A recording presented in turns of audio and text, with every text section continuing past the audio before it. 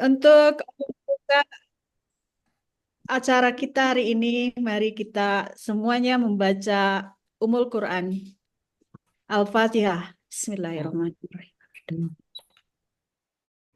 Iya. Waladhdallin. Amin.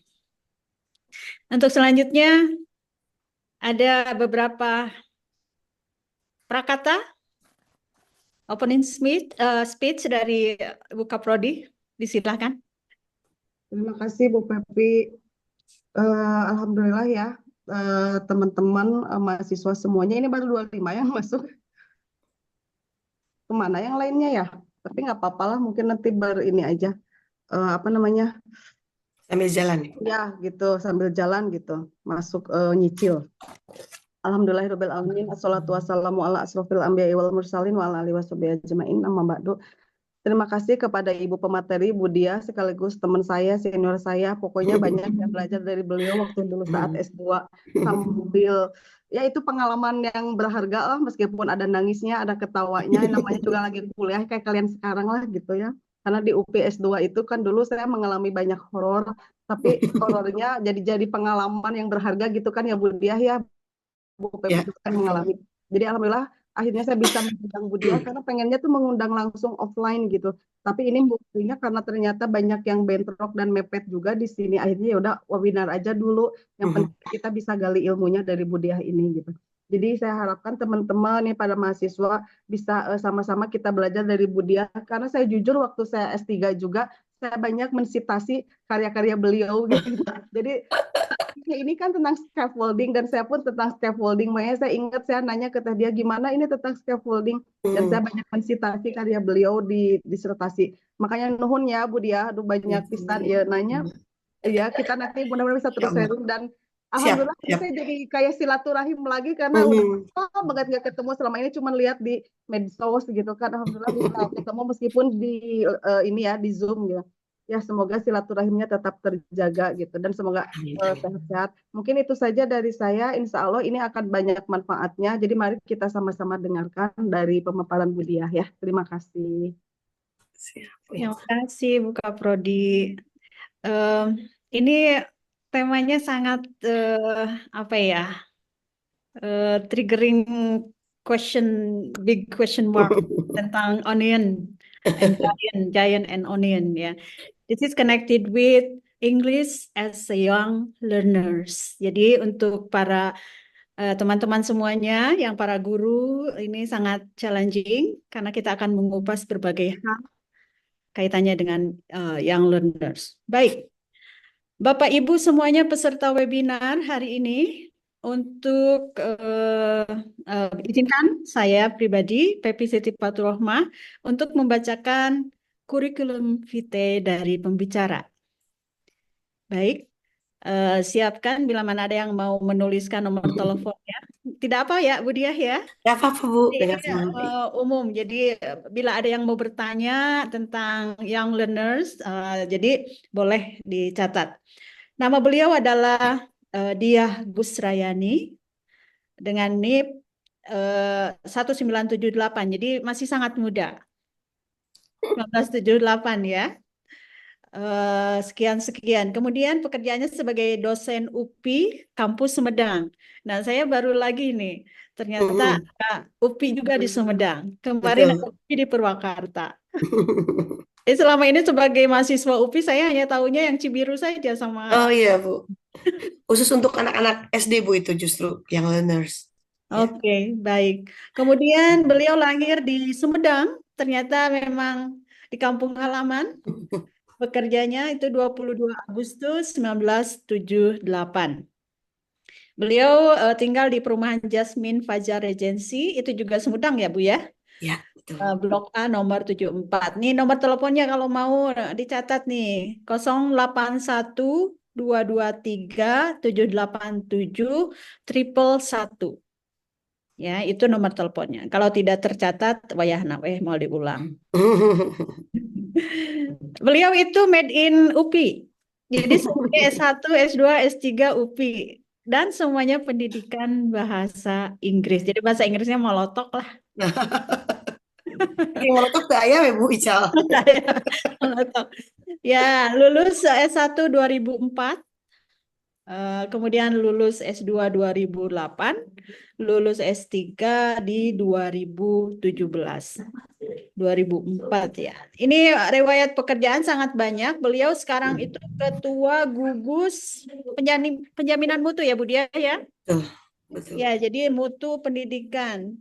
Tapi lembaga-lembaga yang beliau sudah salah satunya adalah kepala sekolah di Al-Irham Global Islamic School di tahun 2008. Ada beberapa preschool juga. Kemudian beliau sebagai instruktur nasional sekolah penggerak dari Kemendikbudristek. Kemudian narasumber pelatih ahli sekolah penggerak. Kemudian ada narasumber fasilitator sekolah penggerak. Ini saya kurang paham tentang sekolah penggerak, mungkin bisa ditanyakan nanti. Kemudian ada organisasi-organisasi sekarang pernah menduduki sebagai Ketua Gugus Kendali Mutu 2008 di UPI Sumedang. Kemudian Ketua Forum Komunikasi Informasi. Banyak lagi, ada Kadip Pendidikan, Ketua Asesor, Validator, Narsum, Narasumber, dan lain sebagainya.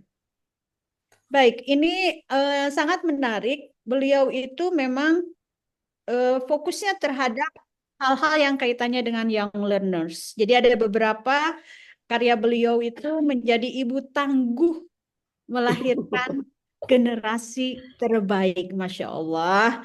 Itu untuk generasi-generasi berikut ya. Kemudian ada Parenting Day, SMK Budi Mandiri Tanjung Sari. Ada pelatihan Integrated Method in English Language Teaching.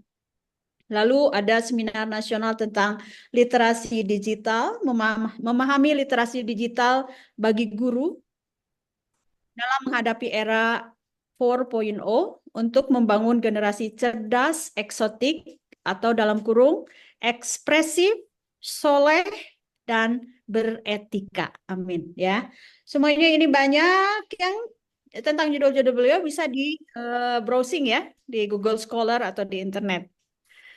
Budia, untuk menyingkat waktu atau untuk segera mendengarkan apa yang ingin disampaikan, silakan untuk Iya, memulai. Bu Pepi, Terima terima kasih. kasih. Terima kasih banyak Bu Pepi, Bu Ima, Masya Allah. Sahabat-sahabat yang keren dan luar biasa. Okay, ladies and gentlemen, I'm very happy to have the opportunity to present this to such a knowledgeable audience or eminent scholars. And the concept of child, which we will discuss today, although it may be, it may sound simple, but it has an interesting complexity and what we can call that. And it's, highly relevant to our various roles in daily life, both in family and also in society. I will deliver the presentation in English and Indonesia as well, because I want to highlight some key points and make sure that we're all in the same page ya Bu Pepi. Kalau pakai bahasa Inggris full takutnya we're not in the same page. Okay. Well, as Bu Pepi said earlier, the title. Okay, let me share the screen first.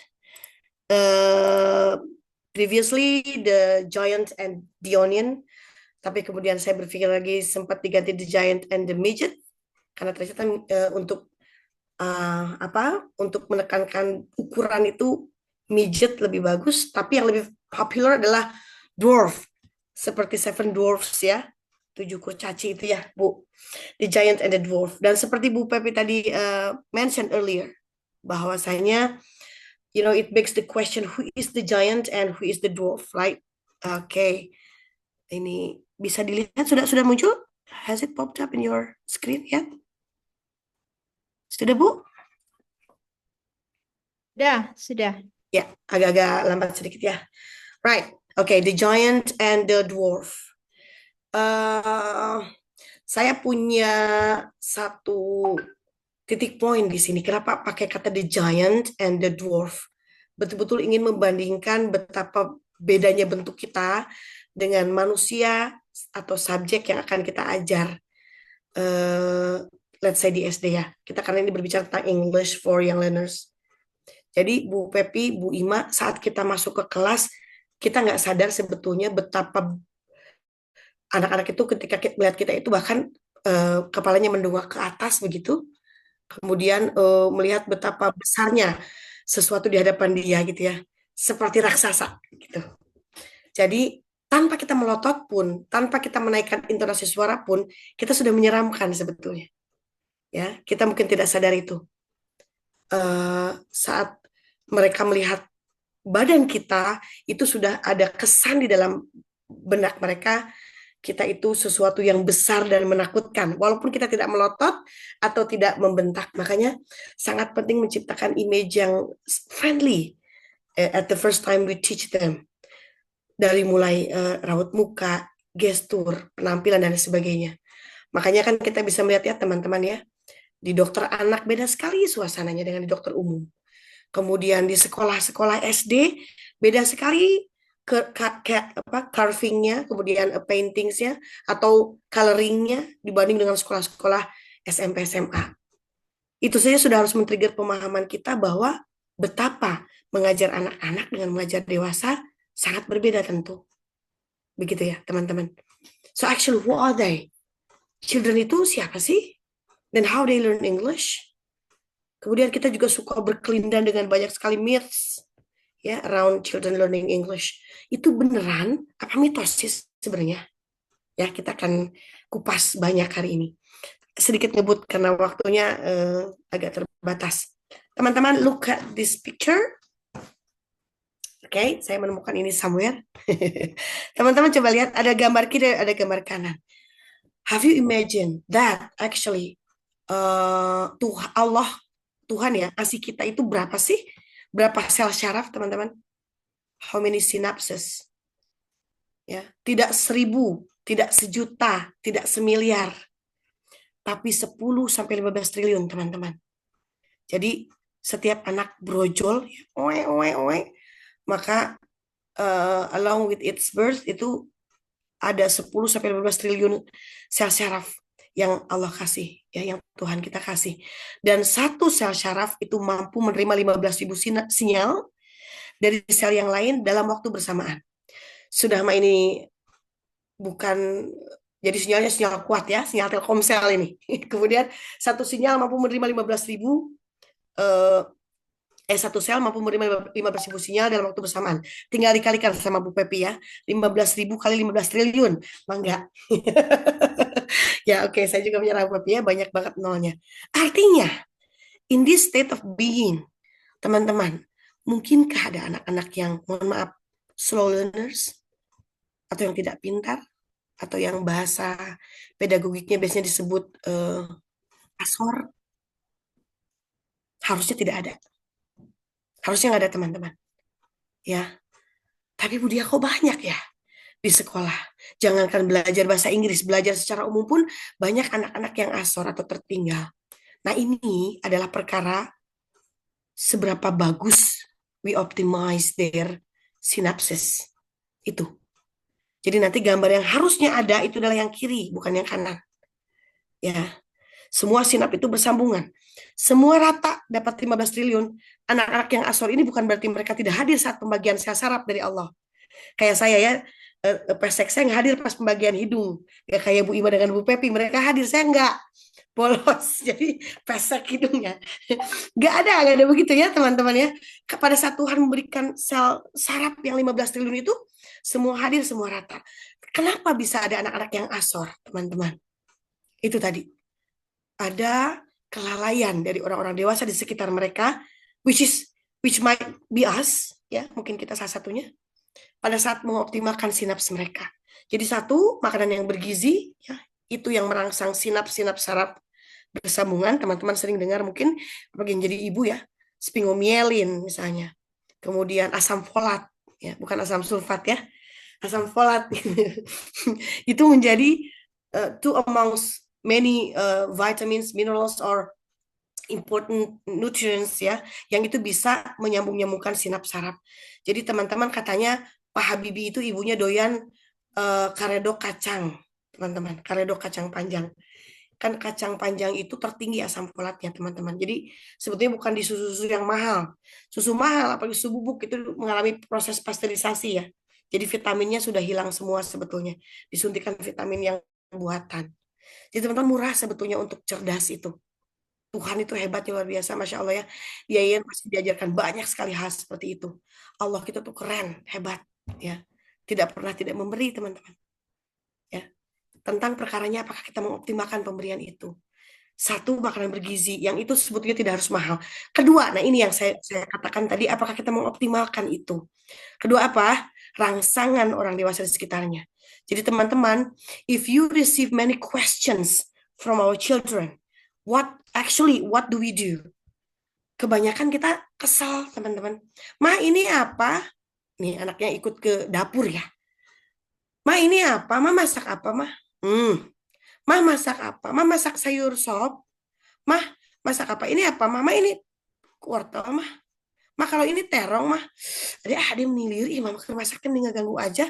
Udah sana, pergi. Pergi sana. Si anak kecil kicik gitu ya, ke bapaknya. Bapaknya lagi benerin motor.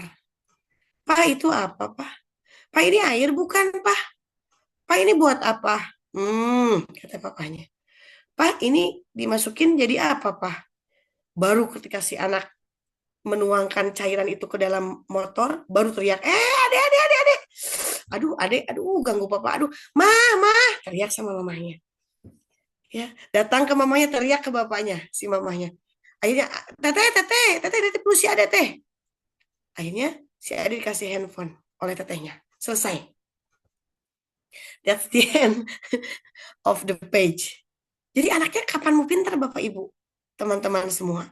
Tidak ada rangsangan, tidak ada kondisi di mana sinaps-sinaps itu akan bersambungan. Ini nyambung sekali dengan nanti pembelajaran bagaimana ke anak-anak ya, teman-teman ya. Gitu. Jadi, every time they ask, Aristoteles highlighted that questioning is the heart of knowledge. Heart of knowledge. Artinya kalau orang berhenti bertanya, maka knowledge itu mati, teman-teman. Jadi ketika anak banyak bertanya, you should be very happy. Tapi berbeda dengan guru sekarang, apa guru di SD. Anak banyak bertanya dianggapnya bodoh. Dianggapnya itu telinga itu daging jadi gitu. Dijual kemana telinganya? Karena nggak mendengarkan. Padahal kalau teman-teman membaca contoh salah satu dalam buku Menakar Kualitas PBM di Indonesia ya, itu Prof. Didi yang membuat. Bertanya itu fungsinya banyak. Di antara juga mengkonfirmasi apa yang sudah mereka tahu. Jadi anak yang banyak bertanya justru, atau mahasiswa yang banyak bertanya, justru mahasiswa yang cerdas, Bapak Ibu, banyaknya. Ya, menurut hasil riset, bukan mahasiswa yang sebetulnya tidak tahu. So, every time you conduct a teaching, and then many people or students raise questions, you should be very happy. Because by that time, they try to relate their synapses ya to the context. Begitu teman-teman. Jadi sayang sekali banyak orang tua, banyak guru yang tidak menyadari fenomena ini sehingga saat anak bertanya malah emosi karena menghambat waktu pulang misalnya. Begitu. Nah, teman-teman, coba let's have a look at this picture. What quality do they exhibit? Mungkin teman-teman juga yang mengajar di SD nih ya, melihat nih. Ini kalau kakak-kakak kelasnya sudah pulang, ini mereka noong ya, ngintip ya di jendela gitu. Sampai diusir, pulang, sudah. Jangan pada ini ngintip gitu. Padahal yang dalam kelas itu biasa-biasa aja pembelajarannya, tapi mereka teramat sangat penasaran, curious. Saya sebetulnya ingin interaksi dengan teman-teman ya di kolom chat, tapi a little bit difficult karena terhalang screen-nya. Itu ya. Jadi teman-teman bisa melihat keponya kita itu dari lahir, teman-teman. When you were a baby, mungkin sudah tidak ingat ya. Baby itu kan kalau melihat sesuatu eye catching, dia nyamperin ke sana. Kemudian misalnya sesuatu itu berwarna atau berbunyi atau menarik perhatian dia, pasti dia masukkan ke dalam mulut. Itu sebuah ciri bahwa sejak bayi kita itu kepo. Bahkan sampai sekarang Bapak Ibu masih suka stalking IG-nya mantan gitu ya. Itu bagian dari kekepoan kita ya sampai tua. Kita itu kepo Bapak Ibu, kepo. Kita dilahirkan untuk kepo. Teramat sangat curious. Curious toward everything new. Jadi harusnya ketika di kelas, setiap saat kita menjelaskan apapun, they should be very curious. Tapi kenapa? Coba tengok di SD Ibu Bapak. Dikit-dikit, Pak istirahat. Berita talunya duk sambil pukul-pukul. Istirahat, Mereka pengennya istirahat, nggak kepo dengan pelajaran yang diberi oleh guru. Ya, Bu mau raut pensil, ya boleh. Nanti selang 10 menit, Bu raut pensil kan tadi sudah patah lagi Bu, potong deh Bu kalau di Sunda ya. Padahal mah itu tuh bukan mau raut pensil, memang tidak menarik, tidak tertarik untuk duduk lama di kelas. Kemana sifat curious yang sebetulnya harusnya ada itu? Ya, berikutnya kita lihat what quality actually ya she possesses. Sorry ini aku salah grammarnya. Sikap apa? Sifat apa yang dia punya itu? Dokter-dokteran, suster-susteran, polisi-polisian, kalau saya dulu Bu Pepi pengantin-pengantinan gitu ya. Gitu. Setiap saat kita tertarik pada sesuatu, anak itu meniru. Tapi why di kelas? Coba ke depan, oke? Come on, lift up your hand atau misalnya come forward atau do this atau do that. Mereka itu mugen, tidak mau meniru. Ya, jangan-jangan apa? Coba ya dijawab oleh Bapak Ibu. Kalau sesuatu yang menarik itu naluriahnya, sifat-sifat anak-anak itu mereka pasti menirunya. Kemana larinya sifat dari lahir ini saat mereka belajar di kelas? Kemudian foto ini saya ambil di Pangandaran saat berlibur di sana. Saya lihat anak-anak itu mereka mengumpulkan kerang, kemudian siput-siput, pokoknya sesuatu yang mereka melihat ibunya itu menjual itu ya, aksesoris itu. Ketika saya tanya, ternyata mereka bilang itu untuk membantu ibu bapaknya yang memang berjual aksesoris. Jadi saya melihat bahwa sebetulnya anak itu tanggung jawab punya Bapak Ibu. When they have to learn, apalagi pagi-pagi ya, very early in the morning, their parents prepare them, wake them up, kemudian disisirin, suruh duduk, dipakein seragam, dengarkan gurunya ya, nggak boleh main di kelas, harus regepkeun, harus baik, bla bla bla bla itu. Their parents prepare them actually to learn, to receive, to accept something new every day. Dan mereka punya tanggung jawab itu sebetulnya. But catatannya adalah, kita lihat dari gambar ini, as long as they enjoy the process. Ini mereka mau bertanggung jawab karena mereka suka cacayan, main dan sebagainya. Ya, di kelas tanggung jawab ini seperti yang tidak ada ataupun hilang. What about this picture? Ada yang pakai katel, panci gitu ya, periuk dan sebagainya, and they create a very harmonious and interesting music. Ya, mereka sebetulnya kreatif. Bu, Pak, kita itu dilahirkan untuk kreatif dan punya sisi kreatif sekecil apapun di diri kita. Sayang juga, ya, ini tidak banyak muncul di kelas. Due to titik-titik yang nanti Bapak Ibu harus jawab. Sayang banget pembelajaran itu tidak banyak menyuruh anak-anak membuat sesuatu, to innovate something, to create something. Jarang. Hanya berbicara satu arah, selesai. Ya, tidak menyuruh mereka create something. Sehingga akhirnya sifat melekat ini juga kita tidak lihat di kelas.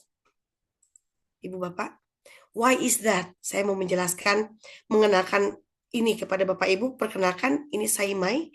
Dia harimau benggala dari Thailand. Saimai itu setiap dia melihat babi, kelinci, itu bukannya dimakan Bapak Ibu, teman-teman. Tapi malah dilendot-lendot manja.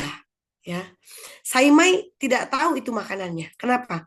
Karena Saimai dari sejak lahir disuapi oleh pawangnya daging. Ya, disuapi. Jadi dia tidak pernah tahu taringnya untuk apa. Dia tidak pernah tahu cakarnya untuk apa. Karena dia tidak pernah diberi kesempatan, opportunity to do that, to optimize the potential. Jadi dia tidak tahu bahwa dia tuh harus apa ya, bahasa Prancisnya ngerweg gitu ya. Dia harus ngerweg mangsa gitu ya, harus menyobek, harus apa namanya, mencakar, harus mengunyah dan bukan mengunyah, harus menerkam gitu ya. Dia punya kaki kuat, itu tidak dia pakai. Dia tidak diberi kesempatan untuk melakukan itu. Jadi potensi dia akhirnya hilang. Ya, Ibu Bapak, the tiger's natural ability to hunt and survive has been lost because it never learned from its environment. This tiger has only been fed by humans, not from its own hunting. Ya, as a result, it cannot hunt. Sama, Bu, dengan anak-anak kita. Imagination, curiosity, yeah, it can be destroyed by insufficient or non-existent distance learning that fail to develop these abilities. They are receiving a wrong education, Ibu Bapak. Kalau hanya sekedar, apalagi bahasa Inggris ya, kuning, yellow, tulis di depan. Oke, blue, biru, tulis di depan. Red, merah, tulis di depan. Setelah itu, oke, tutup bukunya. Ya, oke, close your eyes. Kemudian Bapak Ibu nanya satu persatu. Ya, you, yellow, apa? Red, apa? Itu mah bukan ngajar Bapak Ibu ya. Lebih bagus tukang obat kalau kayak gitu. Right? Nah itu ya. Apalagi ke anak. Ya. Nah, jadi Ibu Bapak, teman-teman sekalian, we can notice very clearly that there are a lot of differences, okay, between children, adolescents, and adults. You can see here, yeah, from my slides. Well, I will give it to Ibu Pepi later on. You can have it as a copy, okay? Let's see, there are a lot of differences started from their body, their focus, their attention span, and how knowledge is formed. Dan ini sangat berpengaruh kepada keputusan kita untuk mengajar mereka dengan cara apa, teman-teman. Ya, contoh, fokus. Anak-anak itu, teman-teman, kalau mereka perhatikan adiknya kalau nonton TV, ya, mereka nonton, tapi mereka juga main Lego, lari ke sana kemari. Tapi kalau teman-teman matikan TV-nya, mereka protes. Ih, teteh mah kok dimatiin, mama kok dimatiin, kamu nggak nonton. Kata siapa nonton? Tanya coba jalan cerita filmnya, pasti mereka tahu. Ya, there they go. Begitu. Karena mereka itu fokusnya bisa share kemana saja. Jadi kalau teman-teman melihat ada guru, coba perhatikan ke depan. Hey, jangan malawung. Aduh, hey, perhatikan. Sebetulnya tidak terlalu perlu untuk seperti itu. Karena mereka sebetulnya jangan-jangan memperhatikan. Saya bikin riset banyak tentang ini, teman-teman. Pada saat ada instruksi guru tentang fungsi tangan. Ayo, dorong mejanya. Terus dia maksudnya mau memberitahu bahwa fungsi tangan salah satunya untuk mendorong gitu ya. Kemudian angkat tangannya, kemudian ada satu anak yang dia tidak mau memperagakan apapun. Matanya ke atas gitu berputar-putar ya, dia tidak tertarik dan sebagainya. And you know what? At the end of the lesson, ketika ditanya justru anak ini yang tahu semua. Gitu teman-teman. Ya. Berbeda dengan adolescents, remaja, ya, itu sudah mulai bisa fokus, apalagi adult seperti teman-teman, bisa fokus kepada satu titik ya, teman-teman bisa dibuat fokus pada satu titik. Kalau anak-anak mah nggak bisanya, sehingga ada tukang cuanki ngaliwat, mama eta naon, mungkin belajar ya, cuanki dan sebagainya. Jadi teman-teman, ini berimplikasinya besar kepada pembelajaran kita. Gak ada pilihan lain kita mengajar mereka kecuali menarik. Bukan menarik beca ya teman-teman ya, harus menarik. It's a must. Kalau enggak, otherwise mereka tidak akan bisa kita kondisikan untuk paham ya. Attention span, anak itu menurut berbagai macam riset hanya 10 menit teman-teman. Bisa duduk, lipat tangan, perhatikan ke depan gurunya. Very very limited. Berbeda dengan teman-teman, itu unlimited. Anak-anak mah unlimited. Sehingga 10 menit awal mereka bisa terkondisikan. 10 menit berikutnya mereka terpikir untuk nyingsatkan rok temannya, ngajenggut rambut temannya gitu ya. nyurat-nyurat buku temannya itu di benak mereka, bukan belajar. Terbayang kalau teman-teman ngajarnya nggak menyenangkan, ya, seperti apa chaosnya di kelas. Oke. Kemudian how they gain their knowledge. Kalau anak-anak itu pasti depends on what they see, what they sense, what they feel, what they touch, what they hear. Right? Oke. Tapi kalau remaja itu mainly apa yang mereka lihat dan dengar. Makanya medsos pengaruh banget untuk anak-anak remaja. Sementara adults seperti teman-teman itu bisa hanya untuk yang mereka dengar saja.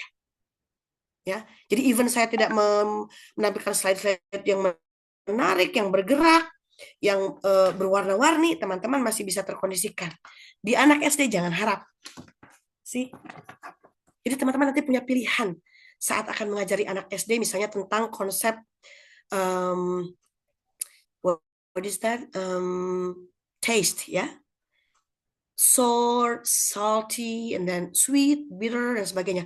Apakah akan diajarkan dengan ditulis di bor, di papan tulis, atau akan diajarkan dengan mereka tutup matanya, kemudian coba ibu akan memasukkan sesuatu ke dalam mulut kalian atau ke tangan kalian.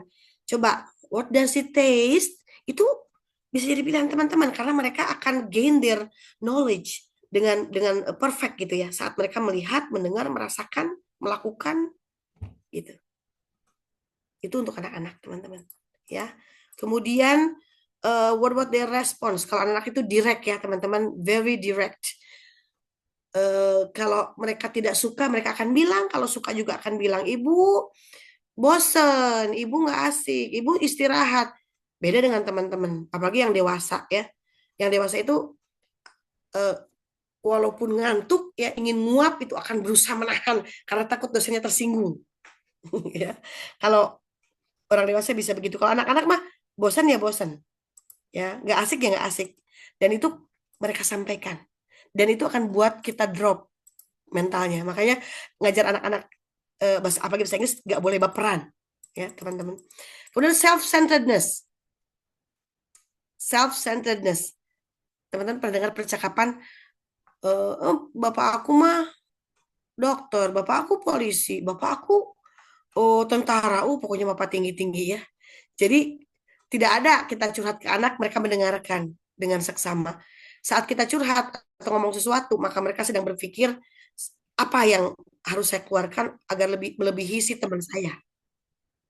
Saya di rumah memelihara ikan. Kalau saya kucing, kalau saya mah anjing.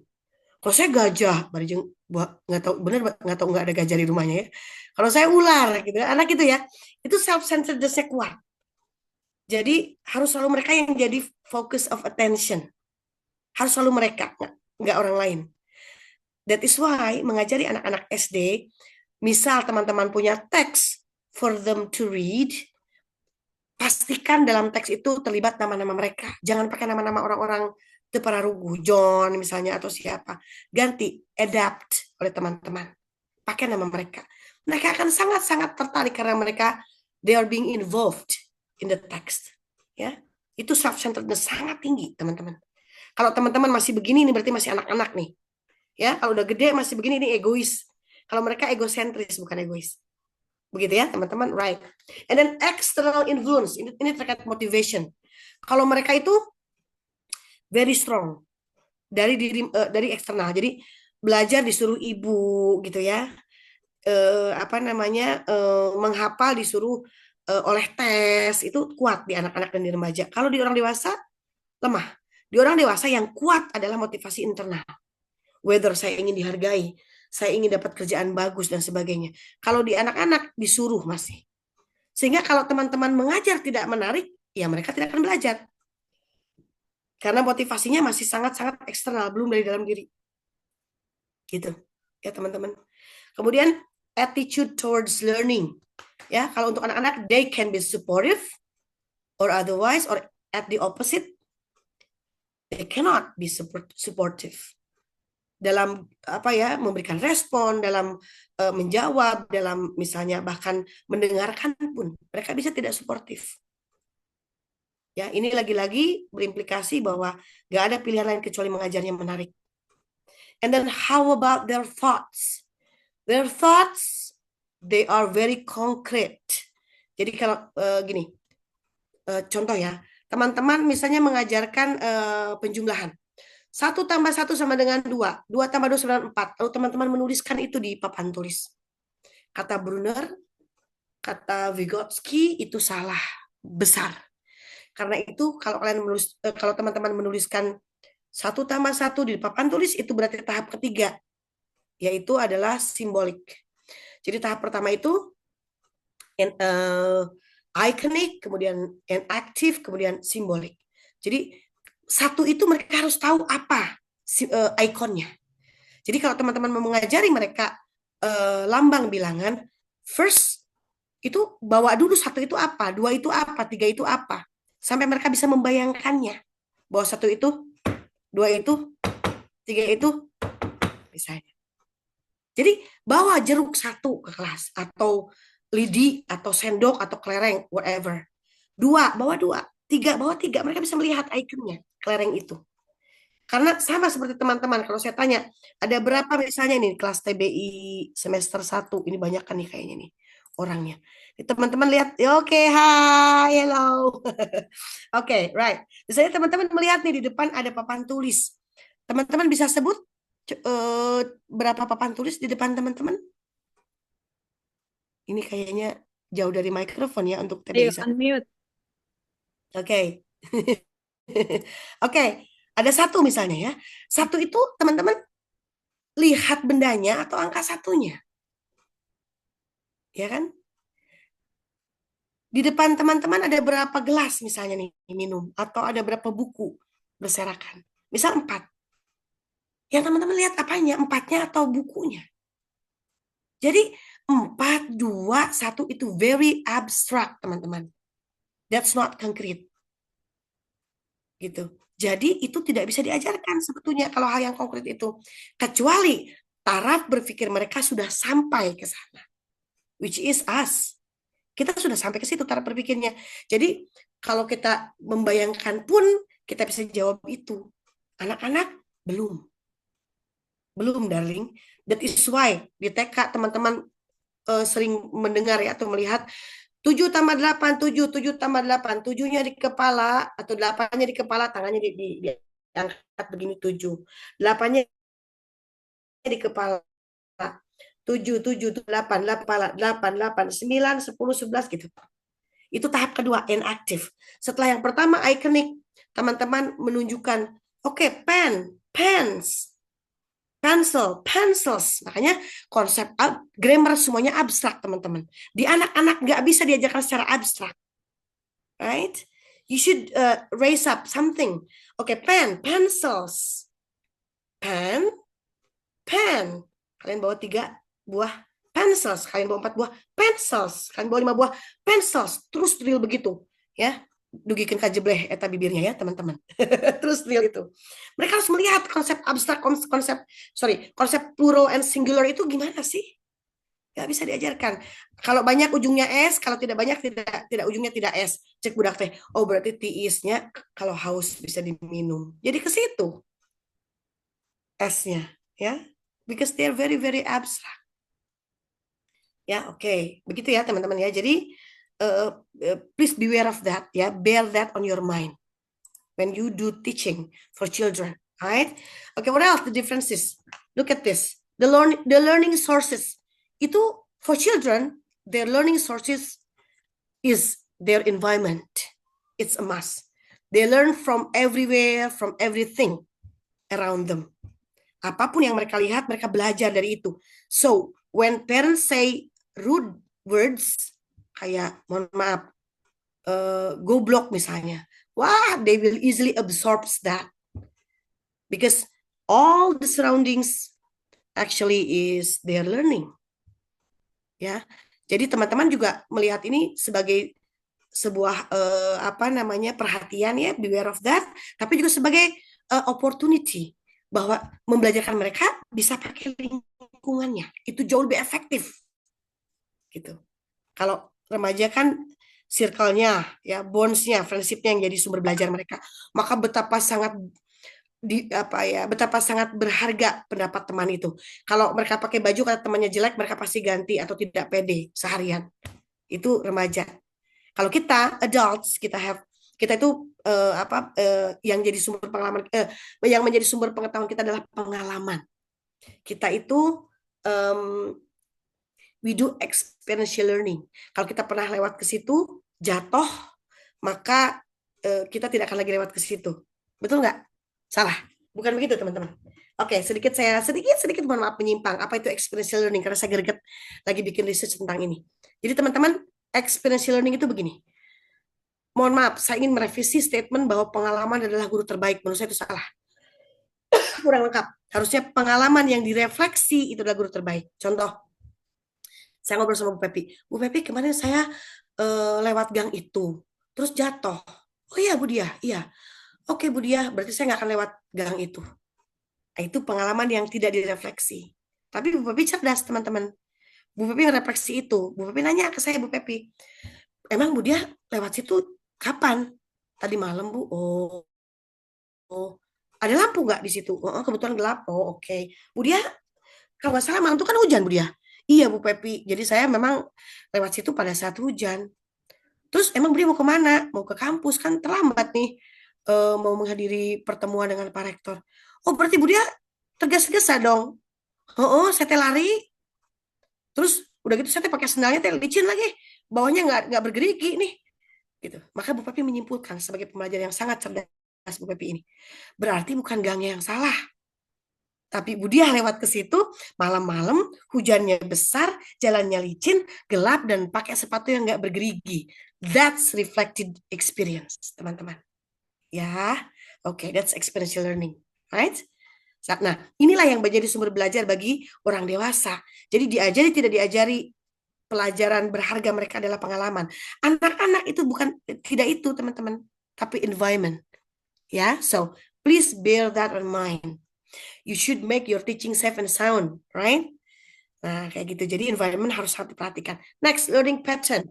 Learning pattern mereka itu without expectation. Datang ke sekolah itu di pikiran mereka adalah untuk istirahat, untuk jajan, untuk melihat perempuan yang cantik atau laki-laki yang ganteng, atau untuk pas suntrung-suntrung. Itu di benak mereka, anak-anak. Tidak ada untuk berguna bagi nusa dan bangsa, ya teman-teman. Jadi tanpa ekspektasi. Kalau menarik, ya mereka belajar. Kalau nggak menarik, ya enggak. Begitu. Dan ini juga, hati-hati teman-teman, nanti akan ada ya di implikasi di slide belakang. Ini berimplikasi kepada bagaimana teman-teman memberikan instruksi, teman-teman.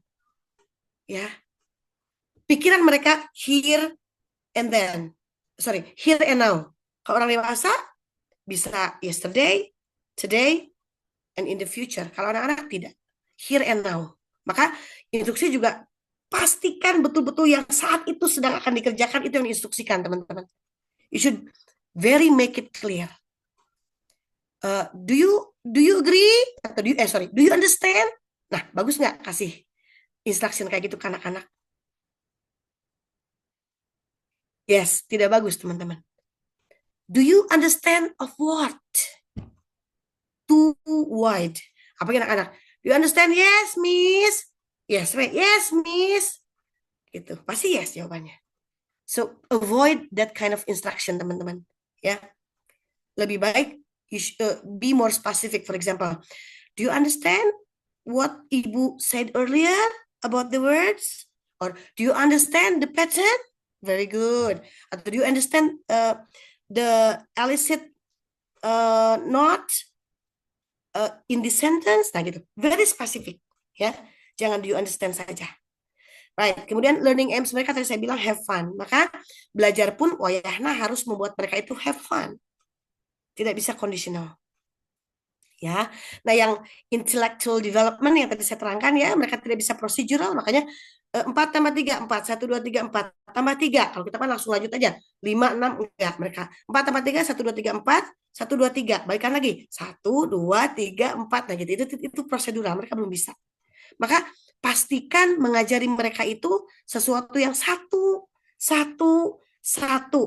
dengan sangat jelas. Kalau ada yang berbentuk pola, maka beri dalam bentuk chunks atau formulaic language. Nanti saya kasih di belakang. Jadi tidak kayak how are you today? Tidak. How itu bagaimana ya anak-anak? Are itu adalah today itu hari ini. Jadi bagaimana adalah hari ini. It's not like that, right? But they should know that how are you today? Maka jawabannya adalah this, and this. Mereka tahu fungsinya untuk menanyakan kabar. That's formulaic language, teman-teman. Gunakan banyak-banyak formulaic language. Chunks, language chunks. And formulaic language. Nanti saya kupas sedikit di belakang. Ini ya, ini implikasi dari perbedaan karakteristik tadi. Seperti apa kita berkeputusan untuk mengajari mereka. Ya, oke, berkaitan dengan intellectual development, maka satu, avoid abstract concept such as grammar. Jadi kalau mau menerangkan simple continuous, then you will say, for example, I'm smiling, sambil teman-teman tersenyum. I'm not smiling. I'm smiling again. I'm not smiling. I'm standing. I'm sitting. I'm standing again. Transfernya dibalik-balik, teman-teman. Sampai mereka tahu bahwa, oh, itu diucapkan saat bersamaan si ibu ngomong. Ya, at that time being. Jadi konsep tense itu kan waktu ya, time itu abstrak, teman-teman. Jadi mohon berpikir bagaimana caranya agar itu menjadi real. Even dengan drilling, it's okay. Ya, mereka lihat gambar dan you drill ya the sentence, that's fine. Tapi give them tadi ya meaning terhadap si grammar ini. Karena hanya dengan memberi meaning itu kita membuat yang abstrak tadi menjadi konkret. Ya, kemudian repeat ongoing, teman-teman harus sabar mengulang berkali-kali kalau ke anak-anak. Demonstrate, ini pasti ya teman-teman, kayak TPR. Oke, sit down, very good. Oke, come forward. Oke, very good, move. Kalau teman-teman lihat mereka sudah melakukan itu, jangan terjemahkan. Teman-teman ngomong instruksi, mereka belum melakukan itu, tenang, kasih petunjuk lain. Nah, kalau sudah dikasih petunjuk, kalau dalam scaffolding ada recasting, rephrasing, recasting, terakhir appropriation. Jadi teman-teman mengulang lagi, kemudian kurang paham, memberikan banyak petunjuk, masih sudah lumayan paham, baru sama-sama mereformulasi apa yang kita maksud, gitu, teman-teman ya. Terus kemudian kontekstualisasi dan konkretisasi, ini ada di buku saya. Teman-teman, buku Teaching English for Young Learners ya. Jadi jadi gini, saya punya ini hasil dari beberapa research.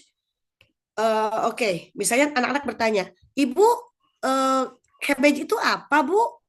Teman-teman haram mengatakan kol. Kalau carrot, Bu, wortel. Kalau paku, Bu, nail. Itu apa-apaan, teman-teman? Itu bukan mengajar. That's not how you should teach them. But give contextualization.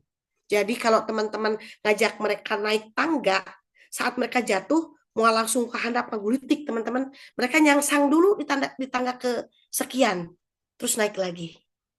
Jadi kasih spider, banyak kayak ini metodenya banyak banget, teman-teman ya. Bisa spider diagram atau word spidergram. Misalnya, Ibu, cabbage itu apa, Bu? Oke, cabbage. Oke, cabbage. Okay, let me think. Okay, do you know soup?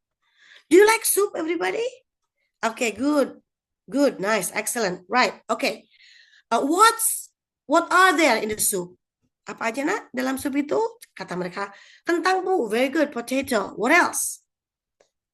Wortel, Bu, carrot, very good, excellent. What else? Kol, Bu, cabbage. Anak yang nanya cabbage pasti langsung ting. Oh, oke, itu wortel. Nah, nanti suatu saat kata cabbage ini di-retrieve di otak mereka, teman-teman. Terus mereka blank.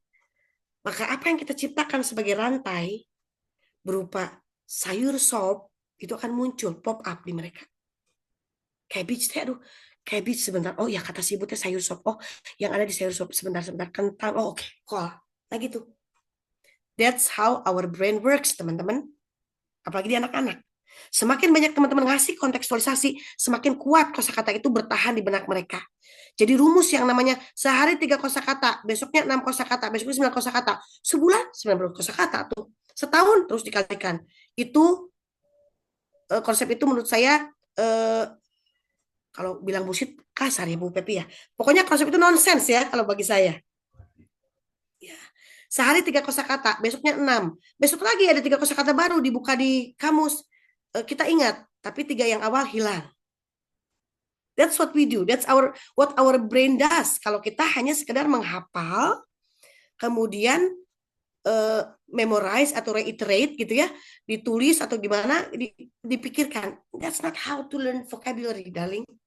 But you should create the context. Karena vocabulary itu tidak mungkin berdiri sendiri, teman-teman. Tidak mungkin. You for example, coba saya suka jadi ngeblank nih kalau kolokasi misalnya Bu Pepi ya. Misalnya ada kata wrap. Wrap itu kan bungkus, tapi kalau wrap up simpulkan. Beda lagi artinya gitu. Jadi nggak ada kata yang hanya berdiri sendiri. When we talk about Lexis, waduh teman-teman, itu wide array ya, banyak sekali urusannya dengan kata itu, nggak bisa berdiri sendiri. Jadi tidak mungkin teman-teman mengajarkan kata ke anak tanpa konteks. Ya. Kemudian konkret tadi saya sampaikan harus dibuat konkret ya. What about 3, what about 4 itu perlihatkan 4 itu apa, 3 itu apa. Formulaic language yang tadi saya bilang ya, teman-teman, rumus-rumus sederhana. Oke. Raise your hand. Very good. Oke. Oke, nice. Yes, come forward. Oke, stand up, sit down. Oke. Do I make myself clear? Very good. Oke, nah yang gitu-gitu usahakan sampai itu kalau instruction atau tadi itu how are you? How are things? How is everything? Itu kan sudah satu kesatuan, tidak diajarkan secara word by word. Kemudian terkait dengan attention span tadi yang hanya singkat sekali 10 menit, maka give activities to capture current interest. Teman-teman kalau pilih game, jangan yang melibatkan orangnya sedikit. Orangnya sedikit, maka sisa anak yang lain itu mereka ngahulang, mereka membeku, ya, mereka freeze. Mereka tidak melakukan apapun, maka interest mereka akan mudah hilang. Jadi nggak kondusif lagi ke depannya. Jadi kalau di antara banyak game untuk misalnya menguatkan kosakata, pilih game yang anak yang terlibatnya lebih banyak. Kalau bisa seluruh kelas. Kemudian diverse activities, jangan lupa harus berpikir untuk meragamkan aktivitas kita dari duduk ke berdiri ke jalan, moving around, aktivitas individu, kelompok itu harus kaya dalam satu hari itu. Be alive, teman-teman. Like what I gave you example at this time. I'm still giving you example at this time. I'm trying to emphasize on my pronunciation, gesture, right? Okay. Also, I try to have sense of humor, gitu ya, more or less to make you attract or nailed to my presentation. Apalagi ke anak-anak, teman-teman. Ya, ini semua wajib ada. And then explore students' curiosity. For example, di awal teman-teman bawa tiba-tiba dus, dalamnya isinya apa, mereka suruh tebak, tapi kemudian jalankan dulu satu rangkaian pembelajaran, at the end suruh mereka nebak lagi apa yang ada dalam dus itu. Sederhana, tapi anak-anak akan terpaku perhatiannya untuk seluruh pembelajaran. Gitu, ya teman-teman. Oke, and then sensory input. Tadi saya bilang ya, bahwa mereka itu belajar, pengetahuan terbentuk dari apa yang mereka lihat, dengar, rasakan, dan sebagainya. Maka pastikan bahwa mereka terekspos semuanya, input sensornya. Ya, jadi ada individual treatments, ada group treatments, physical activity-nya harus cukup. Kalau menggunakan warna, instead of you writing down all the words at the whiteboard, for example, white, red, yellow, maka teman-teman bisa memvariasikannya dengan misalnya simpen di ujung kelas ya, sudut-sudut kelas, and then mereka suruh berdiri 10 orang. Kalau ibu bilang red, and then you should run to the red corner. When I said black, you should run. Mereka juga larian tuh. Red, bertek kan warna hitam. What is bertek in English? And then yellow, bertek kan warna kuning. Nanti anak yang yellow, dia bingung, yellow itu apa? Tapi dia melihat teman-temannya semuanya berlari bergegas ke arah warna kuning. Saat itu dia belajar juga. Right? Itu. Jadi give sufficient activities ya, that can make them or enable them to move forward or doing here and there activities gitu. Oke, now about the effective tadi yang sudah kita bahas. Jadi correction itu teman-teman, pertama tidak ada mereka salah. When they say one, itu mereka benar. Dan yang maboknya sama orang Inggrisnya, kenapa one disebutnya one. Tata bahasa mereka dengan kita berbeda. Jadi when our students bilang one itu benar, nggak ada yang salah. Maka baiknya tidak bilang salah, tapi give correction aja. One, one. Oke. One, Bu. Very good, one. Gak usah bahas benar salah. Ya. Kemudian the power of yet. Ini saya dapat dari materi pelatihan Pearson ya. Instead of saying, oh, you don't know this, tambahkan, you don't know this yet. Jadi jangan bilang, kamu nggak bisa ya. Oh, kamu belum bisa, nak. Nah, itu jauh lebih baik. The power of yet di riset oleh banyak sekali researcher. Untuk anak itu keren hasilnya. Kemudian teachers interaction tadi sudah saya bahas juga ya, harus authentic, harus meaningful. Jangan kegiatannya nanti, instruknya sekarang, gitu. Kegiatannya sekarang, instruksinya sambil mereka bertebaran berkelompok. Jangan.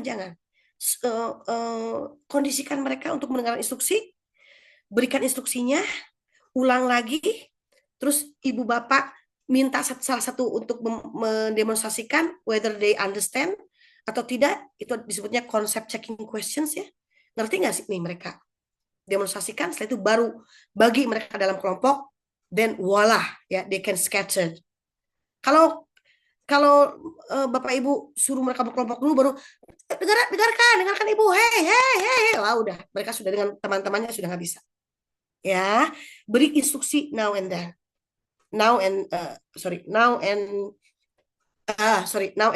right now. Sorry, saya belibet. Kemudian relaxation-nya, beri game, story, song. Saya pernah bikin riset tentang ini, ibu bapak. Story itu menempati ranking pertama ya, dibanding game dan song. Kalau mau enhance their vocabulary.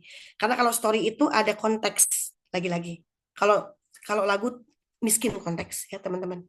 Jadi story lebih bagus untuk membangun pemahaman terhadap kosakata.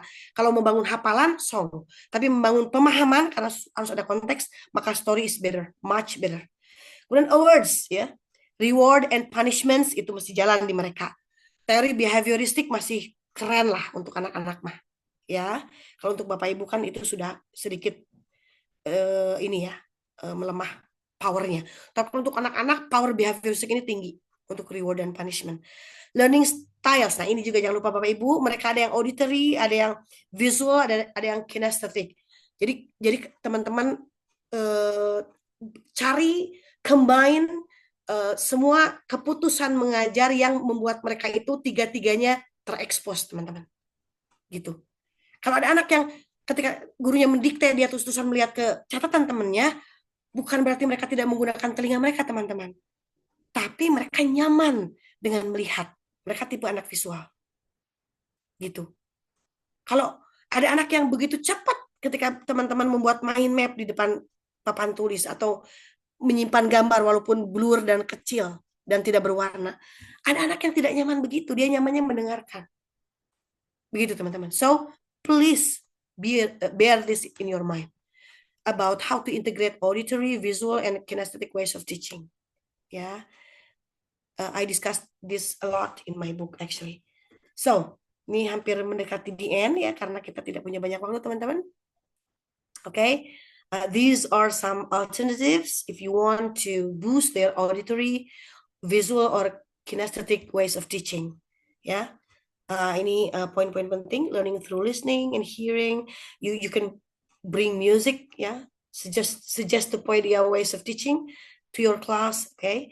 And then you should also expose activity that empower their visual, okay? Learning through seeing and observing, also through doing, moving, touching, and so on and so forth. Yeah, by incorporating these different approaches, teachers can cater to a wider range of students' potential, okay? And make learning more effective. Okay, then Oke, ini mitos ya, teman-teman. Nah, I'll make it quick. First, katanya children learn English better than adults. dari banyak riset yang saya baca, ini tidak sepenuhnya benar, kecuali pronunciation. Jadi kalau pronunciation saya belepotan, karena saya memang tidak dari kecil di sana ya, di luar negeri. Bandingkan dengan anak-anak dosen-dosen saya yang mereka ikut ibu bapaknya di luar studi, atau anaknya Miss Ima misalnya, yang ikut di sana, itu pasti better than adults.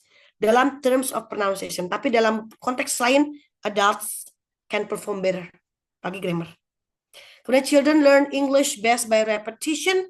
Ini betul, tapi ada banyak riset yang belakangan ini muncul. Ternyata, teman-teman, anak-anak itu juga ternyata sangat mengakomodir meaning. Ya, tidak hanya repetisi, meaning saat diperkenalkan terhadap vocabulary.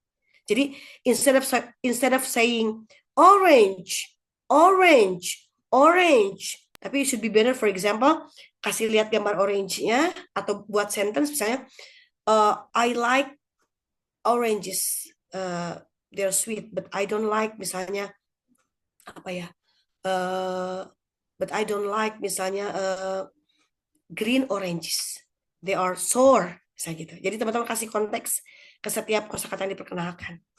Kemudian children learn English from adults. Ternyata nggak juga. Dari gurunya hasil riset itu hanya 30%, teman-teman.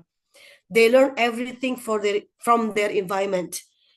Anak saya yang 2 tahun saja pun bisa merumuskan kata-kata. Ternyata mungkin itu nggak diajari, ya. Tapi betul-betul dia menyerap dari apapun yang dia lihat di sekitar dia. Ya, dia kait-kaitkan konteksnya. Intinya teman-teman, kenapa mereka dikatakan golden age gitu ya? Karena wah, itu otak itu yang mereka punya itu gitu ya. Triliunan sinaps, dan kalau dirangsang terus itu bisa sangat keren mereka itu. Okay? The children could not learn languages at one time of teaching. They can. Ini mitos, they can. Ada bahkan kan yang bisa belajar 9 bahasa. Jadi walaupun kok sometimes ini alif tapi satu, tapi hiji, tapi siji, tapi jadi kata satu dalam berbagai bahasa. Mungkin anak akan bingung, tidak akan. Kita yang bingung sama Bapak Ibu, kita sudah banyak utang dan banyak beban hidup ya. Anak-anak tidak. They can learn easily. Jadi jangan khawatir kalau mengajarkan ke anak-anak berbagai bahasa, tapi tadi itu konteks harus muncul, meaning harus muncul ya, jangan repetition. Ini ada video tapi cukup lama, dan ini sebetulnya apa yang saya sampaikan juga. Jadi maybe I will skip this video, but I will just give all the materials. I will send it to Miss Ima or Miss Pepi for you all to contemplate later on. So I think that's the end of my session today, and sebentar bisa ada yang kelewat ya teman-teman. Well, yeah,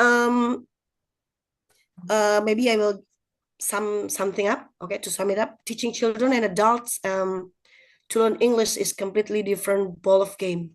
Yeah, very different. Unless the adults are starting from scratch ya. Kalau adultnya masih sangat pemula, mungkin we can apply similar treatment. Yeah. Okay, but teaching children, it offers both challenges and also rewards. And it's incredibly fulfilling to see them progress. Satisfying, Ibu Bapak. So, now, please feel free to ask any questions you may have in either English or Indonesian. I will do my best to answer them. Mangga Ibu Pepi hatur nuhun pisan.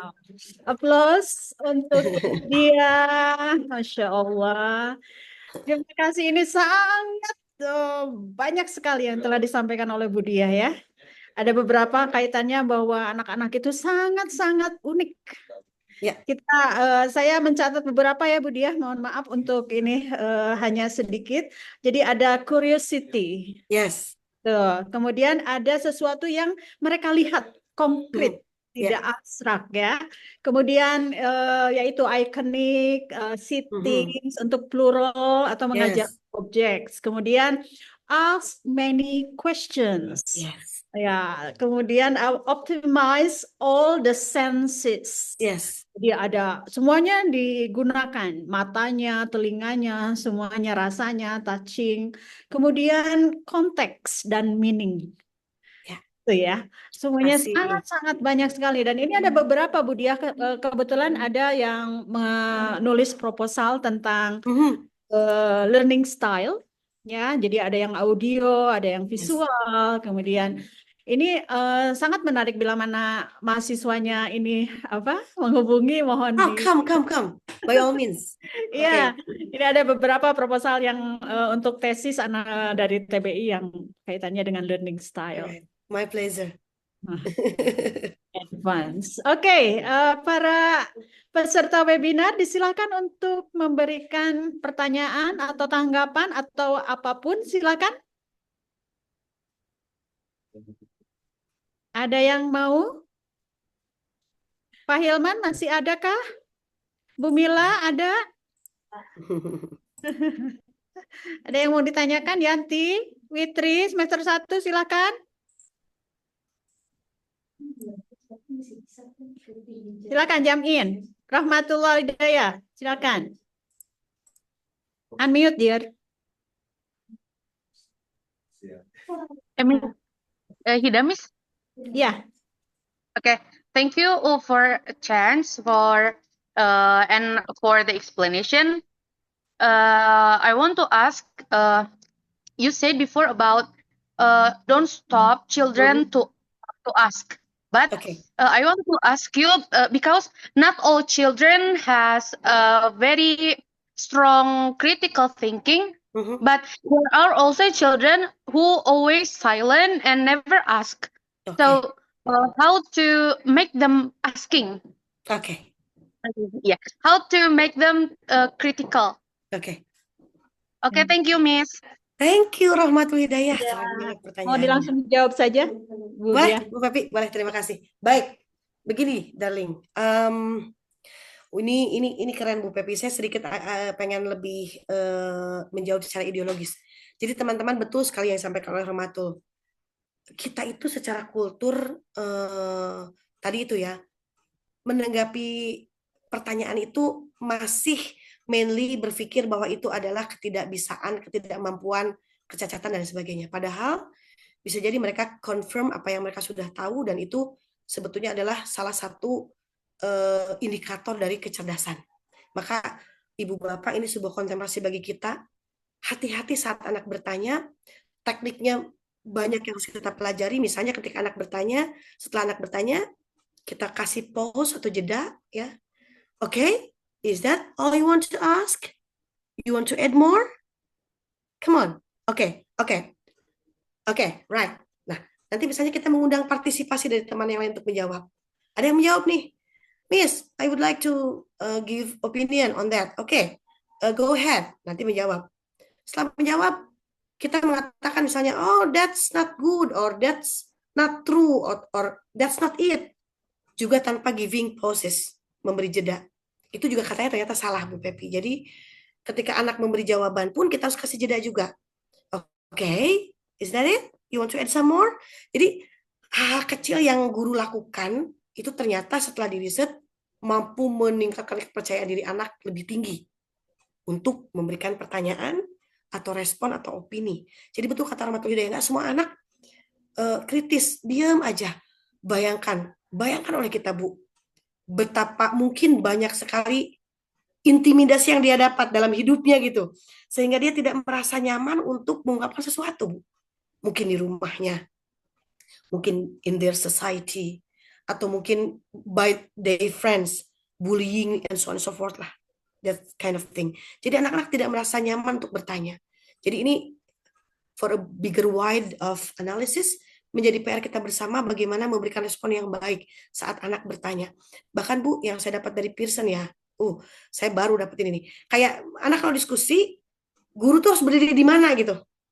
Ternyata di depan nggak boleh Bu. Terlalu dekat dengan mereka saat diskusi nggak boleh karena alaminya anak tidak suka di-interfere oleh kita gitu. Itu akan membuat mereka tidak nyaman mengeluarkan unek-unek dan pendapat.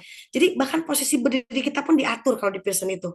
Kemudian tadi itu the power of yet. Jangan bilang kamu tidak bisa, tapi mana yang kamu belum bisa nak, gitu. Jadi mungkin Rahmatul, kalau kita berbicara konteks lebih besar, ini banyak banget yang harus kita perbaiki terkait silentnya anak ini, ya. Mungkin faktor penyebabnya bisa sangat luas. Nah, tapi mungkin hal paling sederhana yang bisa kita lakukan in our teaching adalah tadi itu, buat dia merasa nyaman saat akan bertanya. Sebelumnya, teman-teman, ketika teman-teman teramat sangat tidak mengerti, pasti teman-teman nggak niat bertanya. Atau terlalu mengerti juga nggak akan bertanya. Ya, nah ini teorinya Stephen Krashen. Jadi orang akan berpikir atau akan belajar kalau dia itu N+1. N itu apa yang sudah dikuasai, +1 itu selevel sedikit lebih tinggi dari apa yang dia belum kuasai. Baru dia akan berpikir atau belajar. Kalau tidak seperti itu, dia tidak akan berpikir atau tidak akan belajar. Terlalu sulit tidak akan, terlalu mudah tidak akan. Jadi mulailah dengan memberikan pembelajaran yang teman-teman yakin ini adalah N+1 untuk mereka. Masih di bawah jangkauan mereka. Lalu kalau akan memberikan tantangan, buat berkelompok dulu biar mereka pede. Baru kemudian suruh sendiri-sendiri. Nah, itu juga meningkatkan kepercayaan diri mereka karena anak silent itu mungkin tidak percaya diri gitu. Seperti itu. Jadi buat konten kita pembelajarannya menarik, kemudian mudah dicerna oleh mereka, kontekstual, kemudian tadi buat suasana nyaman saat mereka akan mengungkapkan sesuatu. Dari mulai kita membangun kepercayaan diri mereka, membangun konsepnya berkelompok dulu, baru individu. Perhatikan di mana kita berdiri, ya, agar tidak interfere kepada mereka. Perhatikan respon kita. Jangan mengatakan, itu nggak bagus, itu jelek, itu komentar bodoh dan lain sebagainya, yang similar dengan itu. Tapi cari apa yang positif dari komentar mereka, sesalah apapun. Cari apa yang positifnya. Misalnya, apa yang dia maksud dengan balon udara? Balon udara itu balon yang diisi udara, Miss. Jangan tertawakan, walaupun itu mungkin salah. Oh, oke. Benar ya, kamu teliti sekali. Itu balon ya, oke, bukan makanan. Right, that's right. Diisi udara, oke, karena ada kata udara, pasti diisi udara ya. Jadi cari yang positifnya dulu. Baru nanti kita tambahkan apa yang kurang dari mereka.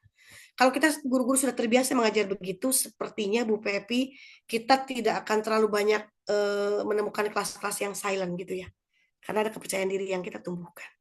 Itu mungkin Rahmatul.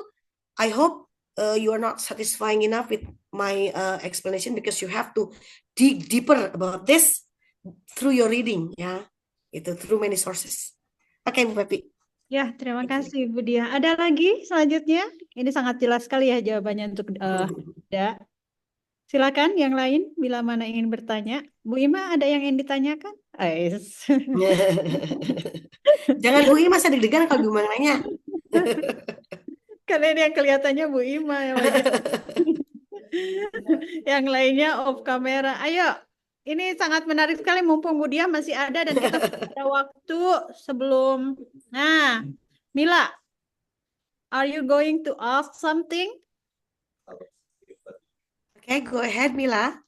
Yeah. Let me hear your beautiful voice. Others?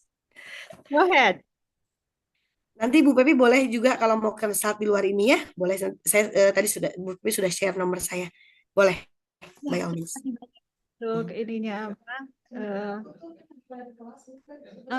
Oh iya. Iya. Semester 1 bagaimana? Ini sangat bagus sekali untuk para, karena semester 1 itu Bu Dia, mereka hampir berapa persen, 80% di kelas itu mereka sudah mengajar. Oh, Ya, dan beberapa dari mereka memang wonderful. ada yang learners. Yeah, okay, nice, Nah, very nice. When you do teaching, you can also do learning as well. Yuda ada di chat izin bertanya katanya Bu Dia. Mhm. What do you think about the student who felt threatened by their classmate whenever they wanted to ask questions? Mhm. Because as you all know, a lot of students want to end the learning quickly, so they often didn't want to ask because it will take their Ya time. betul Bu, exactly Bu. Jadi kalau misalnya ada yang nanya, waktu udah sedikit ada pertanyaan terus kocung, pulang gitu. Betul banget ya. This is extremely true related to our context ya Pak Yuda ya. Ya inilah makanya betul-betul kita harus mengubah mindset sebagai guru, mengubah mindset sebagai kita sekarang mungkin siswa yang akan jadi guru juga. Jadi teman-teman apa ya? Kenapa kemudian dihuhuhin gitu ya? Karena memang ingin cepat pulang. Jadi sayang sekali motivasi siapapun untuk saat ini melakukan sesuatu itu masih sangat kuat related to material things. Orang ingin ikut pelatihan karena ingin naik pangkat. orang mau ikut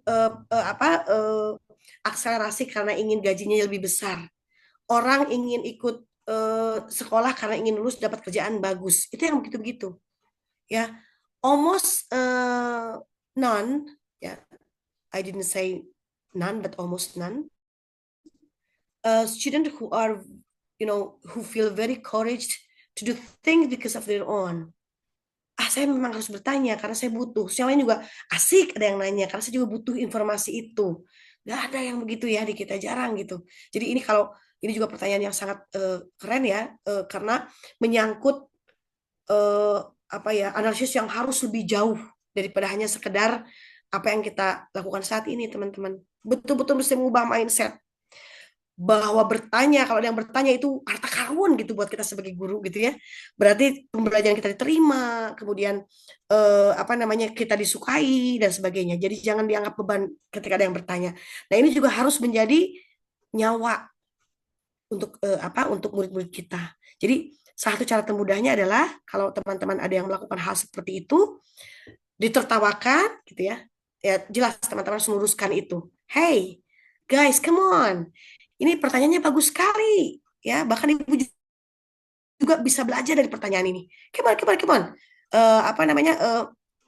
Tunjukkan itu ya, apresiasi untuk teman yang bertanya ya. Come on. Kemudian ketika temannya bertanya, nah Bapak merespon itu, Bapak kasih dia reward ya, pujian. Kemudian misalnya gini, besok kalau ada yang bertanya lagi, Bapak besok akan bawa hadiah buat yang bertanya, misalnya gitu. Jadi pelan-pelan membudayakan budaya bertanya di kelas Bapak itu memang harus dibangun. Betapa Bapak juga senang ketika ada yang bertanya, itu juga harus ditunjukkan kepada mereka. Dan itu tentu tidak mudah dan butuh proses yang lama, Pak. Ya, bahkan bukan hanya di kelas Bapak, di seluruh Indonesia ini. Ya, gitu. Jadi budaya-budaya yang tidak bagus ini memang harus kita pangkas, jangan lagi ada celah untuk masuk. Sama loh Bu Pepi, setiap saya ikut pelatihan misalnya bareng dengan beberapa dosen lain, profesor, doktor, itu literasi mereka kadang-kadang gimana gitu Bu Pepi, misalnya sudah dijelaskan nih, tapi mereka raise hand nanya lagi, padahal sudah ada di kolom chat misalnya. Itu jarang mau bertanya dulu, explore dulu ke hal yang misalnya lebih mudah untuk mereka pahami. Inginnya itu ngomong, karena inti bertanyanya bukan ingin tahu, tapi ingin show off bahwa saya ngomongnya jago. Gitu loh. Jadi sudah banyak misconduct nih dalam bertanya itu ya. Padahal tadi saya bilang, bertanya itu jantungnya pengetahuan. Kalau jantungnya tidak ada, bisa mati orang. Maka sangat valuable bertanya itu. Jadi semangat Pak Yuda ya, beri motivasi kepada kelasnya ya, bahwa bertanya itu adalah harta karun ya, gitu. Betapa hebat mereka yang bertanya itu. Ya, beri pujian dan biasakan untuk senantiasa merecek dan mereka itu sering memberi pertanyaan. Ya, Pak Yuda. Oke, ada pertanyaan lagi nih kayaknya Bu Pepi ya. Ya, dari Bu Gina. Ya, silakan. Baik, Bismillahirrahmanirrahim. Terima kasih kesempatannya. Assalamualaikum warahmatullahi wabarakatuh. Gitu ya. Saya penasaran untuk yang learning style tadi yang Miss Pepi sebutkan itu, untuk mengajarkan anak-anak, misalkan kita kan belum kelihatan gitu ya mereka itu learning style-nya apa. Mungkin kita juga bisa coba-coba untuk ke anaknya, tapi bagaimana kita bisa memaksimalkan pembelajaran kita terhadap anak dengan kita itu bisa tahu interestnya mereka itu seperti apa, jadi bisa memberi pembelajaran dengan tepat begitu. Terima kasih Bu Dia. Oke, Bu Gina, good question ini. Pertanyaannya jadi mulai membanyak nih, Masya Allah, luar biasa. Oke, good question. Bu Gina, gini, kita sebagai orang tua nih ya, kalau yang paham bahwa anak kita harus terbiasa dengan gaya belajar apapun, maka dia akan mengekspos anaknya dari sejak bayi untuk main keluar rumah, main ke berbagai macam tempat yang tidak hanya homogen. Ngajak main ke mall terus, atau sekali-kali outbound, atau sekali-kali misalnya anak duduk diam dan mendengarkan gitu ya, misalnya ada kayak Kidzania misalnya yang beragam profesi, mereka dikasih lihat sesuatu yang menarik tetapi membelajarkan. Tidak semua orang tua punya strategi begitu membesarkan anak-anaknya. Kadang kalau makan aja orang tua nyari yang mereka suka, bukan yang anak-anak suka. Kan begitu ya. Jadi pada akhirnya kita bisa pastikan terekspos hanya oleh satu saja gaya belajar. Dan itu yang kebawa sampai gede. Nah, sehingga pertanyaannya bagus dari Bu Gina. Gimana Bu mengetahui itu? Yang disukai oleh mereka tuh bagaimana? As Bobby De Potter said ya dalam quantum teaching, Bu Gina, bawa dunia mereka ke kita, bawa dunia kita ke mereka. Kita ngajar wayahna, kita selami dunia mereka. Ya, jangan mereka yang kita harus ajak memahami pemikiran kita. Jadi kita anggap mereka semuanya punya gaya belajar itu. Maka kita integrate our teaching method untuk mengakomodir semuanya. Contoh tadi saya sampaikan, menerangkan warna. Ibu bapak punya banyak alternatif keputusan mengajar. Misalnya nerangin warna bisa dengan cuma ngomong yellow, red, white. Coba kalian pejamkan mata, bayangkan menulisnya bagaimana, yellow, red, atau white itu. Atau teman-teman nulis di depan papan tulis, mereka suruh menyalin. Setelah itu mereka suruh pejamkan mata, kita tanya satu-satu. Atau teman-teman membawa kotak-kotak warna yang sudah banyak dijual di luaran. Yellow, red, white, blue. Lalu teman-teman expose, misalnya pembelajarannya, oke, Ibu sudah menempel di beberapa corner, kalian look at each corner. Sudah? Oke, 5 minutes. Oke, now stand up.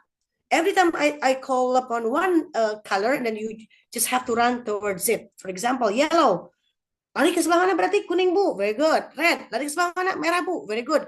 Itu kan akhirnya orang yang kinestetik terekspos, orang yang dia audio juga terekspos saat dijelaskan, orang yang visual juga melihat kartunya juga dia terekspos gitu Bu Gina. Jadi it really depends on our decision. Makanya saya suka banget definisi mengajar dari Kraftful. Keputusan anak akan belajar apa, ngajar itu. Bukan kita nyamannya menyampaikan dengan cara apa, bukan Bu. Tapi keputusan kita, anak akan belajar apa. Bagaimana cara belajarnya anak hari itu ngajar. Jadi di antara banyak keputusan yang kita bisa ambil keputusan yang kita tahu tiap step-stepnya anak-anak dengan tipe belajar apapun itu bisa terakomodir gaya belajarnya. Ya. We have to integrate them all. Banyak Bu Gina sekarang berseliweran teaching resources yang di situ kalau saya lihat itu hasil dari analisis bahwa anak tipe A, tipe B, tipe C akan asik semua belajar dengan cara itu. Ya, banyak Bu Gina source-nya ya.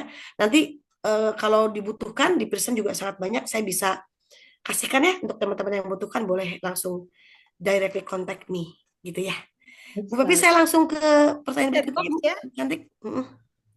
Oke, dari Miss Astri, karena Bu Pepi pasti ketar-ketir waktunya nih sudah mulai mau habis. Oke, jadi saya langsung go on. Oke, teacher psychologist ini juga betul pengaruh. Teman-teman, begini. Ini saya mau kasih contoh yang sangat real. Bahwa apa yang kita persepsikan, yang kita pikirkan tuh ngaruh banget dengan performance kita. Saya Bu Pepi saat gabung dengan tim fasilitator PKGBI ya, karena nanti teman-teman ini barangkali belum tahu, 2027 bahasa Inggris akan menjadi pelajaran wajib di SD. Jadi bukan lagi pelajaran mulok ya Bapak Ibu. Oleh karena itu pemerintah sedang menyiapkan untuk memberi sertifikat kompetensi bahasa Inggris untuk seluruh guru bahasa Inggris, baik itu SD, SMP maupun level SMA, SMK. Semuanya harus punya sertifikat kompetensi. Dan itu saat ini pemerintah bekerjasama dengan Pearson. Ya, sebelumnya dengan Cambridge ya atau British Council. Sekarang dengan Pearson. Dilahirkanlah sekarang tahap pertama baru 63 instruktur. Nanti instruktur ini akan melatih instruktur yang lain dan akhirnya melatih 480.000 guru. Nanti teman-teman juga akan bergabung dalam program ini. Karena ini sudah ketok palu, siapapun menterinya ini harus dilaksanakan. Nah, teman-teman, di kelas PKGBI ini betapa saya sangat tidak pede, Bu Pepi. Aduh, ini learner psychologist-nya jelek banget. Jadi saya melihat orang ini karena mereka rata-rata S2, S3-nya dari luar negeri. Jadi saya sangat tidak pede. Tahu tidak? Setiap saya speak up, belepotan banget Bu kemana-mana. Padahal kayaknya saya bisa perform better than that gitu. Di hari ke-7 saya baru mengetahui rumusnya bahwa jangan bandingkan diri saya dengan orang lain. Tapi bandingkan diri saya dengan saya di hari pertama. Saya hari ke-7 ini lebih baik nggak? Gitu. Maka saya ketika di hari ke-8, saya bandingkan dengan saya di hari ke-2, lebih baik nggak? Begitu seperti itu, Pede Bu akhirnya setelah pede itu eh, lumayan lah beberapa kali dinobatkan sebagai pembelajar terbaik di kelas itu. Jadi betul Bu Asri bilang, teacher psychologist itu can impact to our learning activities. Makanya Bu nggak ada cara lain, kita harus nih ya lagi-lagi karena mengajar itu keputusan terbaik kita. Anak harus belajar terbaik dengan cara apa? Maka psikologi kita mesti betul-betul kita arahkan bahwa kita mengajar itu membuat anak belajar, bukan untuk kita menyampaikan sesuatu agar nyaman, agar mudah, bukan. Tapi hari ini anak harus punya kompetensi apa, bagaimana cara anak mencapainya. Jadi whether kita nyaman atau tidak dengan itu, wayahna harus membuat diri kita nyaman dengan itu. Gitu ya Bu Asri. Intinya kembalikan kepada diri kita, kepada tujuan kita. Kalau berbicara masalah psikologi, kunci saya satu, balikin ke tujuan awal kita ngajar untuk apa. Ya Bu ya, semangat Bu ya. Ini pasti Iya. up and down, ya ini terkait dengan motivation. Ya, tujuan kita mengajar apa. Oke, next. Dan ini udah pada keluar cowok-cowok tapi Karena harus Jumatan ya Bu ya. dan ada beberapa lagi pertanyaan dan bagaimana? Ini ada yang bisa dijawab lagi dengan singkat nggak Bu dari chat? Singkat. Oke, singkat. Oke, curhat. Very good, Pak. Udah keluar, Pak Ilhamnya ya, Pak Farhannya. Mohon disampaikan begini intinya. Dalam banyak sekali sumber yang saya baca, teacher number one itu harus stick on their own goals of teaching. Jadi every time kelihatan straying, kelihatan kemana-mana, balikin ke tujuan, itu aja. Ya, jadi ibu bapak take notes, pegang ya, atau di tangan boleh. Hari ini tuh anak belajar apa, tentang apa. Jadi kalau ke distract, balikin lagi ke situ. Itu jawaban pendeknya. Panjangnya harus strategi. Nanti kita bicara di belakang. Non-cognitive diagnostic assessment, very good. Itu lebih bagus, Neng Mila. Karena ketika kita melakukan non-cognitive diagnostic assessment, kita akan tahu, ini kan non-cognitive ya, mereka di rumah dengan siapa aja. Kalau hanya dengan neneknya, hanya dengan pembantu, berarti mereka hanya belajar mungkin hanya dari YouTube. Nah, kondisi begini tentu jangan disamakan dengan kondisi anak yang misalnya sering diekspos oleh orang tuanya dengan bahasa Inggris atau tinggal lama di luar negeri. Kita mesti punya pertimbangan itu. Jadi non-cognitive diagnostic assessment bagus sekali. Oke. Oh, Farhan masih di sini. Alright. Nice. Oke. Thank you. Ya. Oke, everyone, nanti akan kita lanjut di WA ya kalau masih penasaran. Terima kasih banget Bu Pepi waktunya Terima ini. kasih Bu Dia dan terima kasih semua peserta. Ini sangat-sangat penting sekali karena memang kita sebagai guru menjadi sebuah SDM yang sangat penting di dalam kelas. Jadi kitanya yang harus mumpuni dalam segala knowledge dan khususnya untuk berbagai jenis siswa ya. Baik Bu Dia, ini saya belum bisa menyimpulkan dengan benar, tetapi tadi beberapa hal kaitannya dengan poin-poin atau nanti di-share itunya slides-nya ya untuk teman-teman. Siap. Kemudian dan insya Allah Bu Dia juga bersedia untuk diganggu waktunya ya untuk bertanya yang lain sebagainya. Sure. Yang fokusnya pada penelitian seperti itu. Jadi sangat-sangat berterima kasih kami dari Pasca Sarjana UIN Sunan Gunung Jati Bandung mengucapkan banyak terima kasih. Aplaus dulu untuk dia.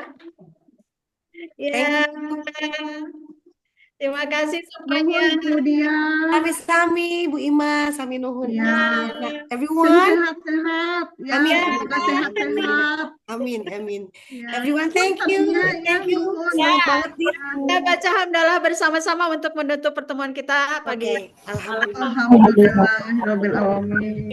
Wassalamualaikum warahmatullahi wabarakatuh. Waalaikumsalam warahmatullahi wabarakatuh. Terima kasih Bu Ima semuanya. Teman-teman izin ya. Assalamualaikum. Bismillahirrahmanirrahim.